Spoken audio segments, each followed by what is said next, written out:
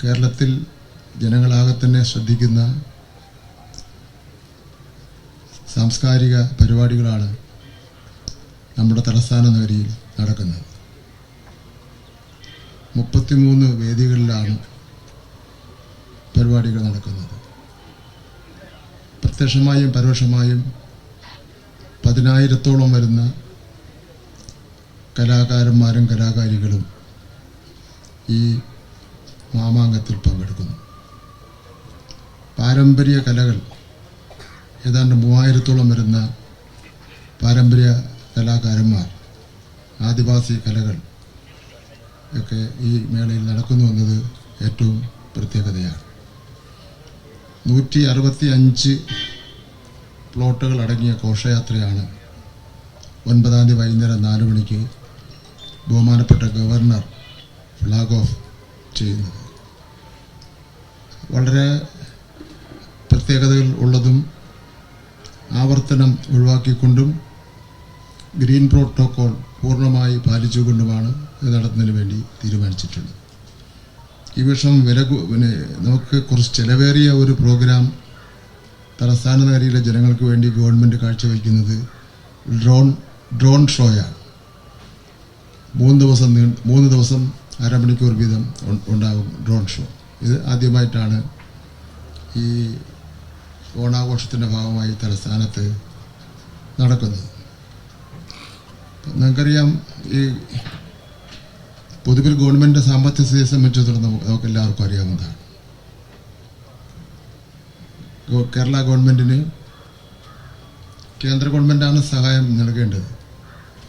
പ്രത്യേകിച്ച് കേന്ദ്ര ഗവൺമെൻറ്റിന് തന്നെ ഒരുപാട് പ്രയോജനപ്പെടാൻ കഴിയുന്ന ഇതാണ് കേരളത്തിലെ കേരള ടൂറിസം എന്ന് പറയുന്നത്. നിരവധി ബഹുമതികൾ കേന്ദ്ര ഗവൺമെൻറ്റിൽ നിന്നും വാങ്ങി. ഈ കഴിഞ്ഞ ആഴ്ച ബഹുമാനപ്പെട്ട ടൂറിസം മിനിസ്റ്റർ റിയാസ് ഒരു അന്തർദേശീയ ടൂറിസം സമ്മാനം, കേരളത്തിന് കിട്ടേണ്ട സമ്മാനം വാങ്ങാൻ വേണ്ടി വിദേശത്ത് 2-3 ദിവസം പോയിരുന്നു. അപ്പോൾ ലോകത്തെമ്പാടുമുള്ള ടൂറിസ്റ്റുകളെ സംബന്ധിച്ചിടത്തോളം സമാധാനത്തോടു കൂടിയും സൗഹാർദ്ദത്തോടു കൂടിയും ഒരു ഭയവുമില്ലാതെ വന്ന് പോകാൻ കഴിയുന്ന ഒരു സംസ്ഥാനം കേരളമാണ്.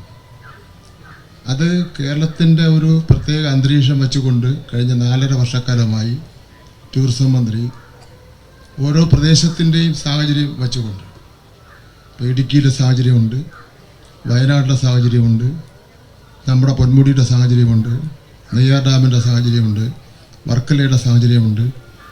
അങ്ങനെയുള്ള ഓരോ പ്രദേശവും അതിന് പറ്റിയ രൂപത്തിൽ ടൂറിസത്തെ ഡെവലപ്പ് ചെയ്യുന്നതിന് വേണ്ടിയുള്ള ഒരു പരിശ്രമം നടക്കുകയാണ്. മറ്റ് സംസ്ഥാനങ്ങൾക്കെല്ലാം കേന്ദ്ര ഗവൺമെൻറ് വാരിക്കോരി കൊടുക്കുമ്പോൾ നമുക്ക് ഒരു പൈസയും തരുന്നില്ല. ഇപ്പോൾ രാജ്യസഭാ മെമ്പറായിട്ടുള്ള എ റഹീം ഇവിടെ വന്നു. രാജ്യസഭയിൽ ഒരു ചോദ്യത്തിന് മറുപടിയായി കേന്ദ്ര ഗവൺമെൻറ് നൽകുകയാണ്. എത്ര മാനക്കേടെന്നാണ് ഞാൻ പറയുന്നത്. ഈ SSK ഫണ്ടുണ്ട് സ്കൂളുകൾക്ക് കൊടുക്കുന്നത്. നമ്മുടെ പാവപ്പെട്ട കുട്ടികൾക്ക് മുട്ടയും പാലും വാങ്ങി കൊടുക്കുവാനും ഭക്ഷണം വാങ്ങി കൊടുക്കാനും പുസ്തകം തയ്യാറായി കൊടുക്കാനും പട്ടികവർഗ വിഭാഗത്തിൽപ്പെട്ടവരുടെ അത്തരം പാവങ്ങൾക്ക് വേണ്ടിയുള്ള ഫണ്ടാണ്. 1444.44 കോടി രൂപ തരാനുണ്ട്. ഒരു ചോദ്യം ഒരു രാജ്യസഭാ മെമ്പർ ചോദിച്ചു. എല്ലാ സംസ്ഥാനങ്ങൾക്കും കൊടുത്ത കാശ് എഴുതിയിട്ടുണ്ട്. കേരളത്തിൻ്റെ കോളം വന്നപ്പോൾ 0 വട്ട 0. തമിഴ്നാടിൻ്റെ കാര്യം വന്നപ്പോൾ വട്ട 0. ബംഗാളിൻ്റെ കാര്യം വന്നപ്പോൾ വട്ട 0. നിങ്ങളൊന്ന് ആലോചിച്ച് നോക്കിയേ. ഇത് എങ്ങനെ നമുക്ക് തരാതിരിക്കാൻ വേണ്ടി കഴിയും? ഇത് എല്ലാ രംഗത്തും, ടൂറിസം രംഗത്തും കാർഷിക രംഗത്തും ഒക്കെ നടന്നുകൊണ്ടിരിക്കുകയാണ്. 2 പ്രാവശ്യം ചെന്ന് കേന്ദ്രമന്ത്രിയെ കണ്ട് പാവപ്പെട്ട കുട്ടികളുടെ പൈസയാണ്, അത് ദ്രോഹിക്കല്, ഞങ്ങൾക്ക് അവകാശപ്പെട്ടതാണ്. ഏതാണ് നമ്മൾ ആർക്കെങ്കിലും ഈ കടം കൊടുക്കുമ്പോഴേ ചെന്ന് ചോദിക്കുമ്പോൾ ചില കടം വാങ്ങുന്ന ചട്ടം പേര് പറയില്ലേ, നമുക്ക് അടിച്ചു വാങ്ങിച്ചോളാം. ആ ഒരു നിലപാടാണ് കേന്ദ്രമന്ത്രി എടുക്കുന്നത്. നമുക്ക് ഇനി കിടന്ന് റോഡിൽ നിന്ന് അടികൂടാൻ വേണ്ടി പറ്റുമോ? അല്ല, വേണമെങ്കിൽ. അപ്പോൾ ഞാൻ പറയുന്നത് അത്ര ദാരിദ്ര്യവും പ്രയാസവും നമ്മൾ കേരള ഗവൺമെൻറ് അനുഭവിക്കുകയാണ്. അങ്ങനെ അനുഭവിക്കുന്ന ഒരു സാഹചര്യത്തിലാണ് ഏറ്റവും നന്നായി ഈ ടൂറിസം വാരാഘോഷം നടത്തുന്നതിന് വേണ്ടിയുള്ള കാര്യം ചെയ്തിരിക്കുന്നത്.